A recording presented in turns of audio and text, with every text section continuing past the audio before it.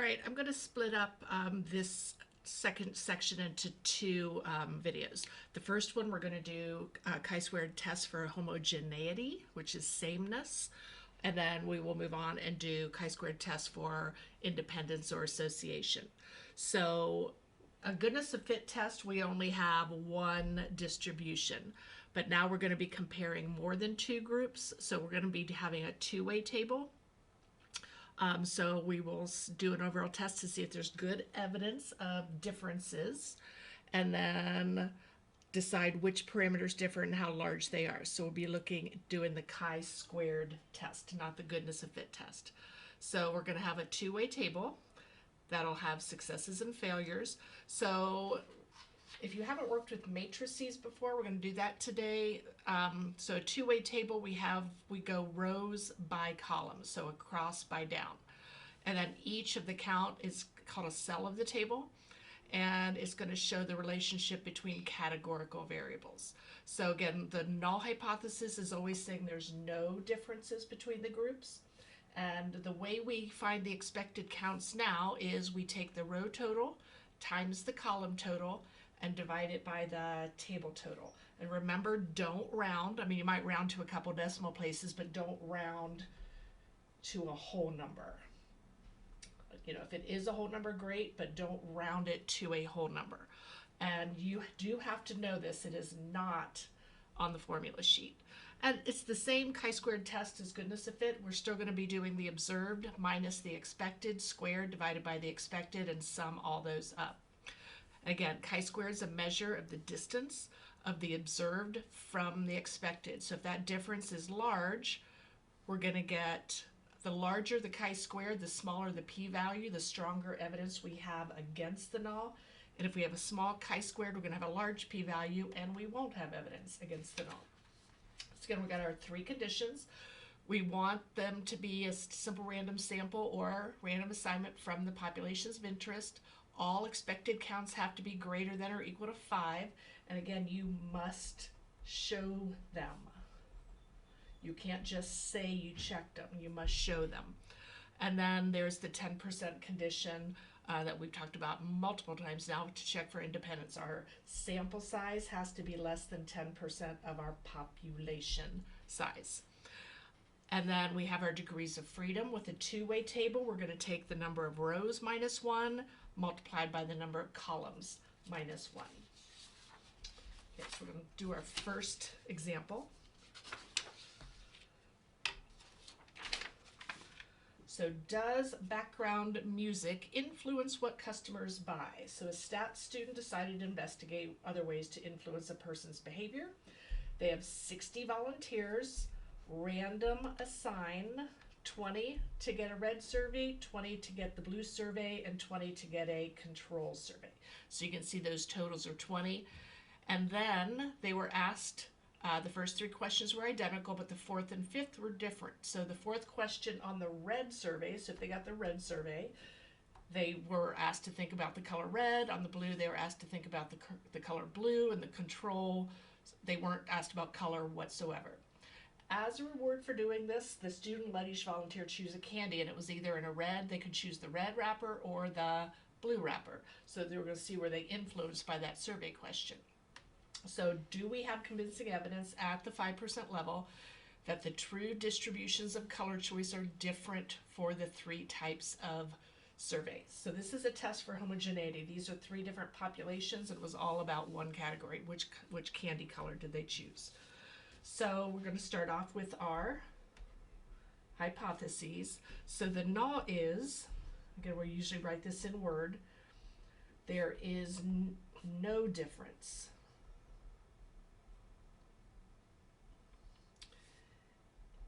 in the true distributions, again, true or population,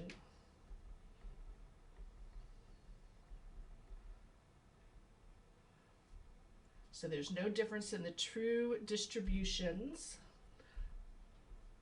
of color choice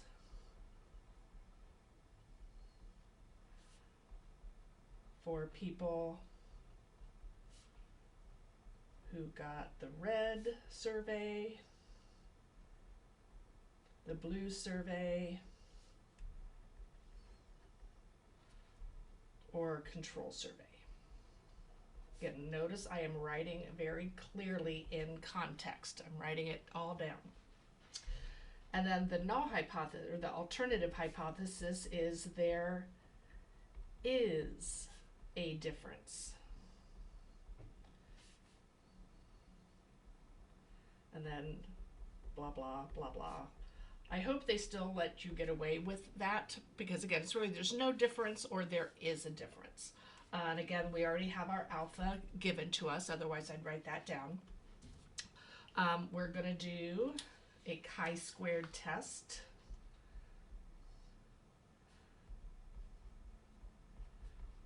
For homogeneity, which again is sameness between the populations. Are they all really the same?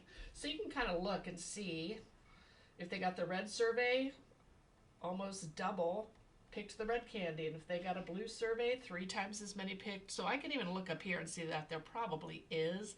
And then this one was, closer to 50%. So we're going to do a chi-squared test for homogeneity. So checking our random condition.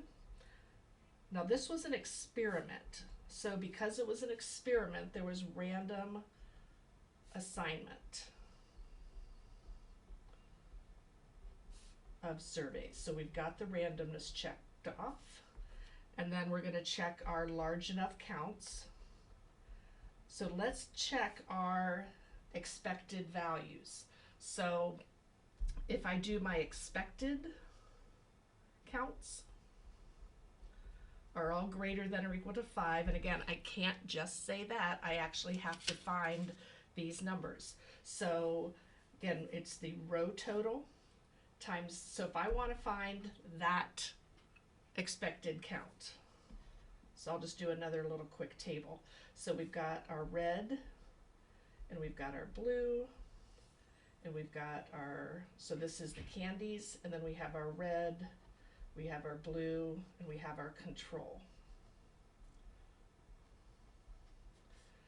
So my first expected count is 26 times 20 divided by 60. So again, I'm doing my row total times my column total, and that's that intersection divided by the table total.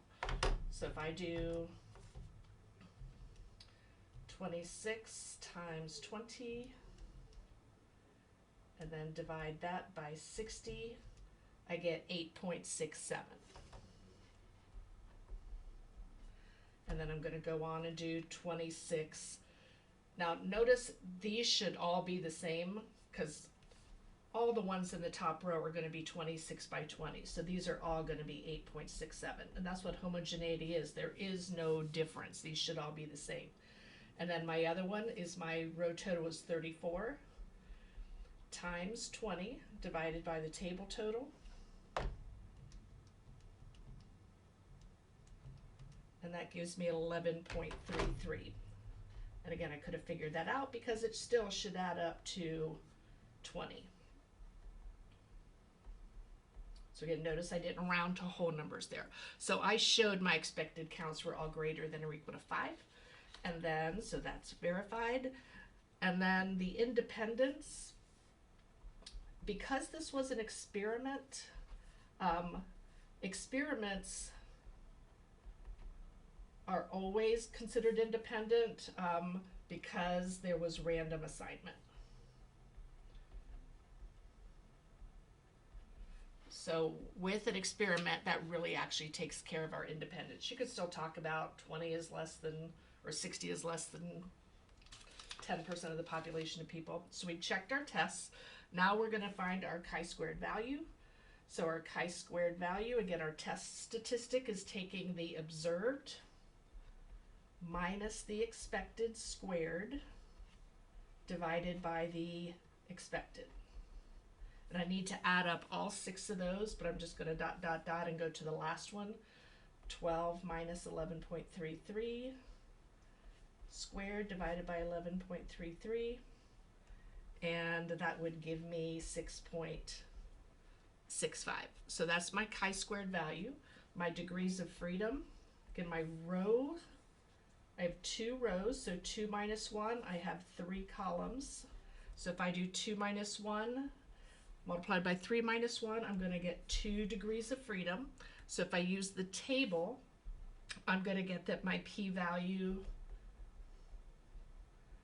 is between 2.5% and 5%.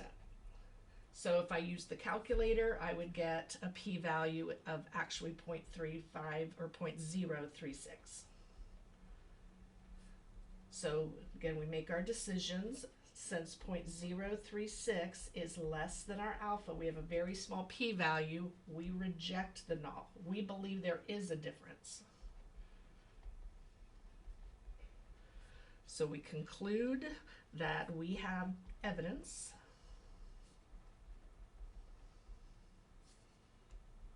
that there is a difference in the true distributions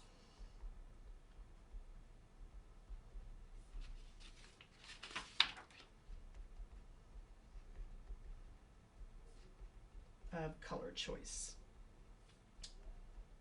for people with the 3 different surveys.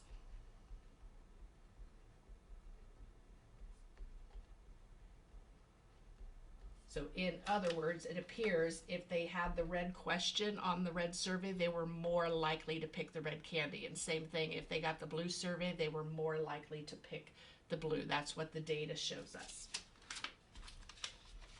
Okay, let's do another one. And this one, I'll show you how to do it on the calculator.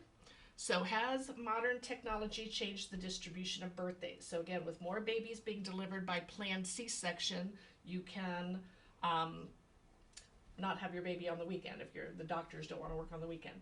A stats class hypothesized that day of the week for births would be different for people born after 1993 compared to those born before 1980. So again, they selected a random sample from both age categories and recorded the day of the week they were born. Is there convincing evidence that it has changed? And I'm even kind of walking us through it here a little bit. So stating the hypotheses. So again, the null is that there is no difference.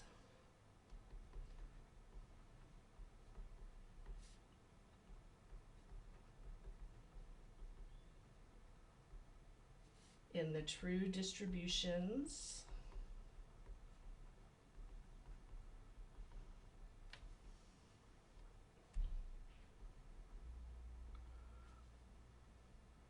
I think I've been going off the camera there a little bit. Hopefully not too much. There's no difference between the 2 distributions of birthdays for people born before 1980 and those born after 1993. And our alternative is that there is a difference. ... If you have time on the real AP exam, I would write out both sentences completely. I'm just trying to not make you watch a longer video than you have to. Verify that the conditions are met. So it did say random sample of people from both age categories. And notice I'm not just saying random sample. I am writing in context, and the graders are getting more and more particular about that. That if you just say random sample, you might not get essentially correct. You might just get a partial. And that's something we don't want to lose points on just because we don't feel like writing a few more words.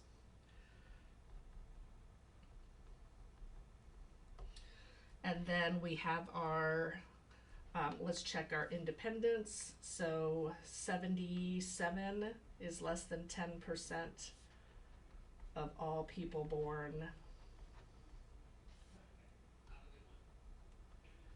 before 1980. and 73 is less than 10% of all people born after 1993. So that's our independence check.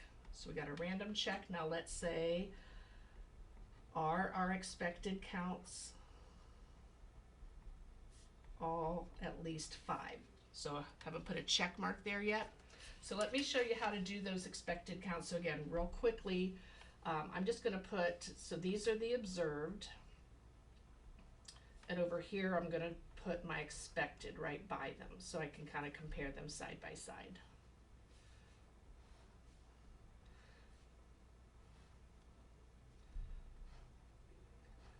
So my first cell is 12, so my row total is 21 times 77 divided by the table total of 150. It is important that you know this formula because it can come up on the multiple choice part. And then if I know that my total is 21, I can just do 21 minus 10 point, and I know that that's 10.22. But there is a way to do this, and it's actually, if you're going to run it, and find the chi-squared and p-value running the chi-squared test, you have to use a matrix. So the matrix button is right here in blue below the math. So I'm going to get my matrix. I'm going to go over to edit, and it's going to ask me my dimensions. Again, this is rows by columns. So I've got 7 days, and I've got 2 columns. And if I don't have it right, if I do it the wrong way, you'll see it and know to switch it around. So now I'm just going to put in the data.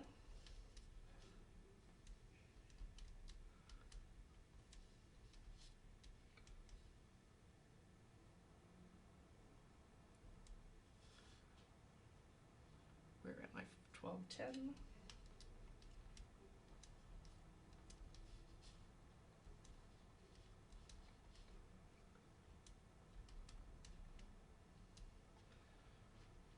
So the biggest difference I see here is on the Thursdays. Okay, so I've got my data in a matrix. Then I'm going to go over to stat, tests, and then I arrow up because it's at the bottom. So now we're just going to go to our chi-squared test. Now it says the observed and the expected. Believe it or not, the calculator is going to do the expected for us and just it's going to dump it into matrix B. So I didn't have to actually go in and enter those. I just had to put the observed in a matrix. So I'm going to go down here to calculate. And down here at C, I'm going to go ahead and put in that chi-squared test statistic. So chi-squared, very similar to our last one, 6.55, but we do have a different degrees of freedom. So our degrees of freedom now, even though it tells us it's 6, it's always a good idea for you to show how that was found. The number of rows minus 1 times the number of columns minus 1. So using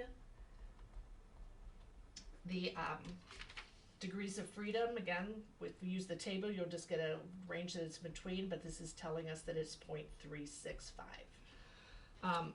So let's go back to our expected counts. So my expected counts, if I go back to matrix and go down to matrix B, it was not 7 by 2 before, and now it is. So I can just put matrix B on the home screen, press enter, and it's going to show me all of those expected counts. So there's my first 2 at the top.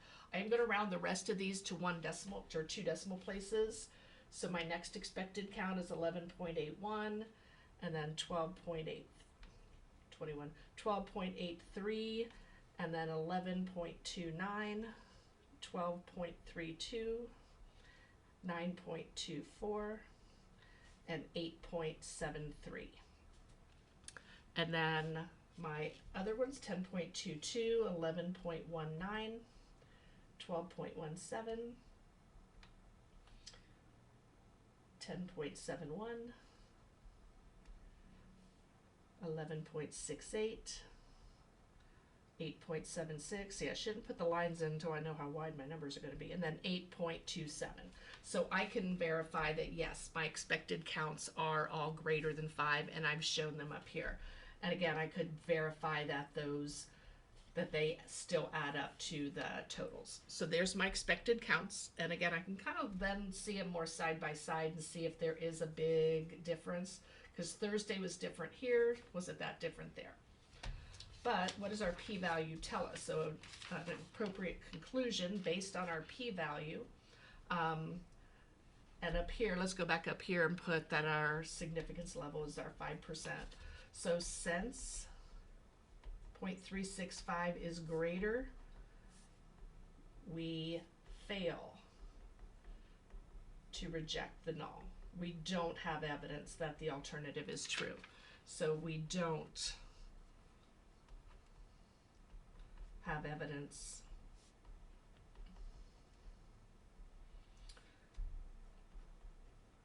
there is a difference